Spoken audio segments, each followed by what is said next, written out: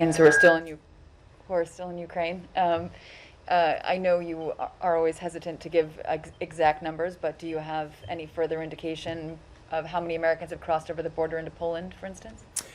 So, as you've heard us say, we don't have precise figures in any country around the world of the number of Americans who are present in a foreign country at any given time. And you know those reasons well. We don't track Americans. We don't require them to register. We don't require them to unregister when they leave a country. In the case of Ukraine, however, we did have an estimate, and we do have an estimate dated from October of last year of Americans resident in Ukraine. At the time, October of 2021, there were 6,600 Americans resident in Ukraine by our estimation. And that estimation was based on data from our Ukrainian partners. It was based on data that was available to us as well, including data from local organizations. That same month, October of 2021, is this very same month that we started warning Americans not to travel to Ukraine. Those warnings were later superseded by clear and consistent encouragement to Americans to leave the country, and most recently, warnings that Americans should leave the country.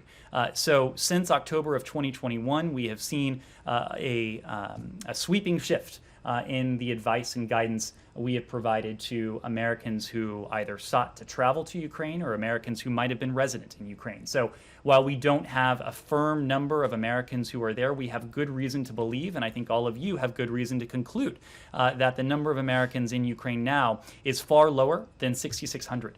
What we have been doing over the course of weeks now is communicating with Americans who are located in Ukraine, asking them to be in touch with us, providing us their contact information so that we in turn can provide them specific, tailored guidance about what they should do to depart the country.